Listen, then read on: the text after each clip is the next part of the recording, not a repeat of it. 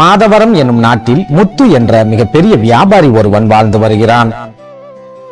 முரட்டு குணமுள்ள முத்து கடினமான உழைப்பாளி என்பதால் வெகு சீக்கிரத்திலேயே மிகப்பெரிய பணக்காரனாகவும் மாறிவிடுகிறான். ஆனாலும் தொடர்ந்து கடினமாக உழைக்கும் அவன் செய்யும் தொழிலே தெய்வம் என்ற கொள்கையுடன் மிகச் சிறப்பான ஒரு வாழ்க்கையை வாழ்ந்து வருகிறான். இந்த சூழலில் திடீரென ஒரு நாள் முத்துவின் வியாபாரத்தில் மிகப்பெரிய அளவில் நஷ்டம் ஏற்படுகிறது. தான் அதுவரை சம்பாதித்த பணத்தில் பாதி பணத்தை அந்த நஷ்டத்தில் முத்து இழந்து விடுகிறான். இதனால் மனம் கலங்கி போன முத்து இத்தனை கஷ்டப்பட்டு உழைத்தும் நமது வியாபாரத்தில் எவ்வாறு நஷ்டம் ஏற்பட்டது என்பதை தெரிந்து கொள்வதற்காக முனிவர் ஒருவரை சென்று சந்திக்கிறான். முனிவரை சந்தித்த முத்து அந்த முனிவரிடம், ஐயா, நான் ஓய்வே இல்லாமல் தொடர்ந்து கடினமாக உழைத்துக் கொண்டிருக்கிறேன். ஆனாலும் எனது வியாபாரத்தில் திடீரென மிகப்பெரிய அளவில் நஷ்டம் ஏற்பட்டு எனது சொத்துக்களில் பாதியை நான் ஒரே நாளில் இழந்து விட்டேன். ஆகவே எதனால் எனக்கு இந்த நஷ்டம் ஏற்பட்டது என்பதை தெரிந்து கொள்வதற்காகவே நான் உங்களிடம் வந்திருக்கிறேன். எனக்கு ஏதாவது நல்ல வழியை காட்டுங்கள் என்று கேட்கிறான். அப்போது அந்த முனிவர் முத்துவை பார்த்து, மகனே, உனது தொழிலில் வரும் வருமானத்தில் நீ யாருக்காவது தான தர்மங்களை செய்திருக்கிறாயா என்று கேட்கிறார். அப்போது முத்து, நான் எனது வாழ்க்கையில் யாருக்கும் எந்தவித தான தர்மங்களையும் செய்ததில்லை என்று சொல்கிறான். உடனே அந்த முனிவர் முத்துவை பார்த்து, நீ ஏதாவது கோவில் திருப்பணிகளை செய்திருக்கிறாயா என்று கேட்கிறார். ஆனால் அப்போதும் முத்து அந்த முனிவரிடம், நான் எந்த கோவிலுக்கும் திருப்பணிகளை செய்ததில்லை என்று சொல்கிறான்.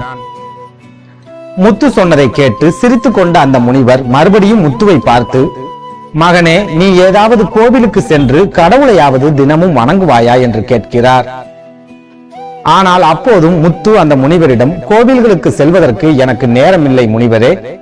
எனது தொழிலை கவனிப்பதற்கே எனக்கு நேரம் சரியாக இருக்கிறது. ஆகையால் நான் கோவிலுக்கும் சென்றதில்லை, கடவுளையும் வழிபட்டதில்லை என்று சொல்கிறான். அப்போது அந்த முனிவர் முத்துவை பார்த்து, மகனே, நீ இறை வழிபாடு செய்யாமல் இருப்பதாலும் யாருக்கும் தான தர்மங்களை செய்யாமல் இருப்பதாலும் தான் உனது தொழிலில் மிகப்பெரிய அளவில் நஷ்டம் ஏற்பட்டுள்ளது. ஆகவே நீ இறைவனை தொடர்ந்து வழிபட்டு வந்தால் உனது தொழிலில் ஏற்பட்ட நஷ்டங்கள் முழுமையாக விலகிவிடும் என்று சொல்கிறார். இதை கேட்ட முத்து அந்த முனிவரிடம், ஐயா, இறை வழிபாடு செய்வதற்கு எனக்கு நேரம் இருக்காது. ஆகவே வேறு ஏதாவது வழி இருந்தால் சொல்லுங்கள் என்று கூறுகிறான். அப்போது அந்த முனிவர், உன்னால் இறை வழிபாடு செய்ய முடியவில்லை என்றால் ராமா ராமா என்று உனக்கு நேரம் கிடைக்கும் போதெல்லாம் சொல்லிக்கொண்டே இரு.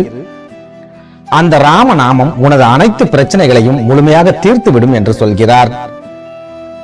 முனிவர் சொன்னதை கேட்டுக்கொண்ட முத்து அன்று முதல் நேரம் காலம் பார்க்காமல் ராம நாமத்தை உச்சரிக்க தொடங்குகிறான். அதன் பலனாக அவனது வியாபாரத்திலும் நல்ல விதமான லாபங்கள் கிடைக்க ஆரம்பிக்கிறது. இந்த சூழலில் ஒரு நாள் முத்து காலை கடனை கழிப்பதற்காக ஊருக்கு ஒதுக்குப்புறமாக இருக்கும் காட்டுக்குள் செல்கிறான். அந்த காட்டுக்குள் அமர்ந்திருந்து ராமா ராமா என்று ராம நாமத்தை உச்சரித்துக் கொண்டே இருக்கிறான். அந்த சமயத்தில் விண்வெளியில் பறந்து கொண்டிருந்த ஆஞ்சநேயரின் காதுகளில் முத்து சொன்ன ராம நாமம் கேட்கிறது. ராம நாமத்தை கேட்டு மகிழ்ச்சி அடைந்த ஆஞ்சநேயர் உடனடியாக அந்த பக்தனை பார்க்க வேண்டும் என்ற ஆசையில் பூலோகத்திற்கு வருகிறார். ஆனால் பூலோகத்திலோ முத்து காலை கடன்களை கழித்தபடியே ராமநாமத்தை சொல்லிக் கொண்டிருப்பதை பார்த்து ஆஞ்சநேயருக்கு அளவுக்கு அதிகமான கோபம் வந்துவிடுகிறது. ஒரு கட்டத்தில் கோபத்தை கட்டுப்படுத்த முடியாத ஆஞ்சநேயர், சுத்தமில்லாத நேரத்தில் பகவான் நாமத்தை சொல்கிறாயே என்று சொல்லி முத்துவின் கன்னத்தில் ஓங்கி அறைந்து விடுகிறார். ஆனால் ஆஞ்சநேயர் போன்ற ஒரு வீரன் கன்னத்தில் அறைந்த பிறகும் முத்துவிற்கு எதுவுமே ஆகவில்லை. முத்து சிரித்துக் கொண்டே ராமநாமத்தை உச்சரித்துக் கொண்டிருக்கிறான். இதை பார்த்து குழம்பி போன ஆஞ்சநேயர் உடனடியாக ராமபிரானை சந்திப்பதற்காக அயோத்திக்கு செல்கிறார். அயோத்திக்கு சென்ற ஆஞ்சநேயர் ராமபிரானை சந்தித்து அவரை வணங்கிவிட்டு அவரது முகத்தை பார்க்கிறார். அப்போது பகவான் ஸ்ரீ ராமரின் இடது பக்க கன்னம் மிக பெரிய அளவில் வீங்கி இருப்பதை பார்த்து ஆஞ்சநேயர் அதிர்ச்சி அடைகிறார். உடனே துடித்து போன ஆஞ்சநேயர் ராமபிரானை பார்த்து, பிரபு, உங்கள் கன்னம் எதனால் வீங்கி இருக்கிறது என்று கேட்கிறார். அப்போது பகவான் ஸ்ரீராமர் ஆஞ்சநேயரை பார்த்து, அனுமான், எந்த நேரமாக இருந்தால் என்ன, ஏதோ கிடைத்த நேரத்தில் ஒரு பக்தன் எனது நாமத்தை உச்சரித்துக் கொண்டிருந்தான். ஆனால் அவன் சுத்தம் இல்லாமல் இருக்கிறான் என்று சொல்லி அவனை தாக்க நீ கையை ஓங்கிவிட்டாய். உன்னிடம் அடி வாங்கினால் எனது பக்தன் அந்த இடத்திலேயே இறந்து போய்விடுவான். ஆகையால் அவனது கன்னத்தில் உனது கை படுவதற்கு முன்பே நான் குறுக்கே புகுந்து எனது கன்னத்தில் அந்த அடியை வாங்கிக் கொண்டேன்.